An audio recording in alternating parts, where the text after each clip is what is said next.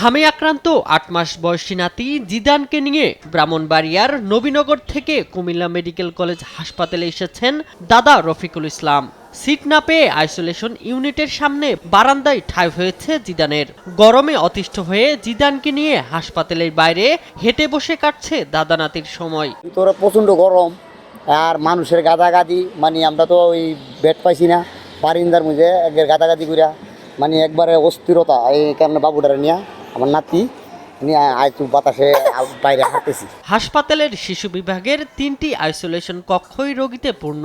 বাকিদের জায়গা হয়েছে বারান্দায় এবং সিঁড়িতে। প্রচণ্ড গরম আর পর্যাপ্ত আলো বাতাস না থাকায় আক্রান্ত শিশুদের নিয়ে চরম ভোগান্তিতে পড়েছেন অভিভাবকরা। এখানে অনেক রোগীরা ভিড় করছে।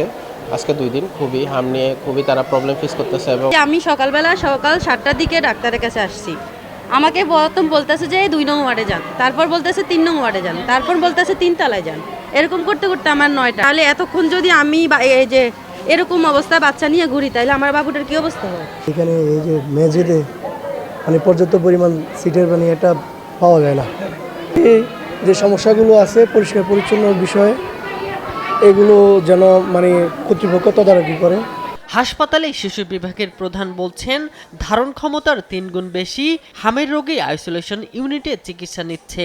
তাদের মধ্যে ৭৫% নিয়মিত হাম রুবেলার টিকা পায়নি। হামের যে বাচ্চাদেরকে দেখতে পাচ্ছি তাদের মধ্যে আমরা দেখতে পাচ্ছি যে শতকরা 60 থেকে 65% 5 বছরের নিচে, আর যারা আক্রান্ত হয়ে যারা বিভিন্ন ধরনের সমস্যায় পড়ছে। অন্যরাও আক্রান্ত হচ্ছে কিন্তু সংখ্যাটা তুলনামূলকভাবে কম।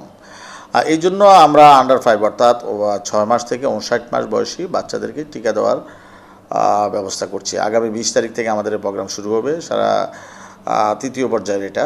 সিভিল সার্জন জানান, হাসপাতালে ভর্তি রোগীদের সাধ্যমতো চিকিৎসা দেওয়ার চেষ্টা চলছে। আমাদের এখানে যে রোগীই আসুক না কেন, আমরা কিন্তু তাদেরকে আমরা ভর্তি দেই এবং আমরা আমাদের সাধ্যমতো আমরা চেষ্টা করি আমরা তাদেরকে সুচিকিৎসা দেওয়ার জন্য। যতগুলি রোগী মিজেলসে আক্রান্ত হয়েছে, দেখা গেছে যে তার মোর দ্যান 75% পেশেন্ট এদের মানে হিস্ট্রি নিলে দেখা যায় যে তারা মিজেলসের টিকা দেয়নি। এবছর হামের প্রকোপ শুরু হওয়ার পর থেকে কুমিল্লায় আক্রান্ত 5 শিশু মৃত্যুবরণ করেছে। এর মধ্যে 3 জন ঢাকায় চিকিৎসাধীন অবস্থায় এবং 2 জন কুমিল্লা মেডিকেল কলেজ হাসপাতালে প্রাণ হারিয়েছে। শামীম হোসেন, নিউজ ডেস্ক, দেশ টিভি।